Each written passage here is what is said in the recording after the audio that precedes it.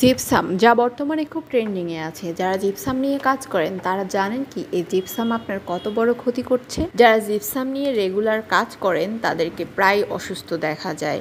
শারীরিক দুর্বলতা আর শ্বাস প্রশ্বাসের সমস্যা যেন তাদের নিত্যদিনের সঙ্গী হয়ে ওঠে। সাথে স্কিনের ড্রাইনেস তো আছেই।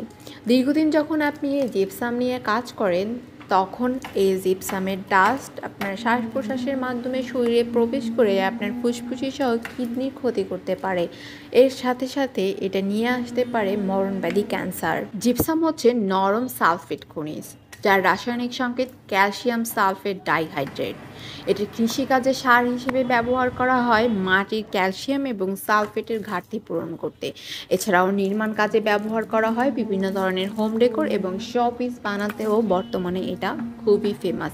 তবে আপনি জানেন কি এই জিপসাম ডাস্ট দীর্ঘদিন আপনার শ্বাস প্রশ্বাসের মাধ্যমে শরীরে প্রবেশ করলে আপনার কতটা ক্ষতি করতে পারে? সমস্যা যখন আছে তার সমাধানও আছে।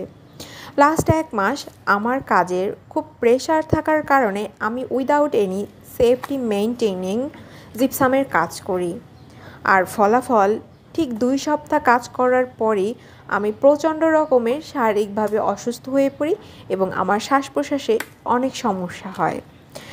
এর কোনো রোগ নির্ণয় করা যায়নি। তারপরে আমার মনে হলো জিপসামের ডাস্ট থেকে কোনো একটা সমস্যা হচ্ছে।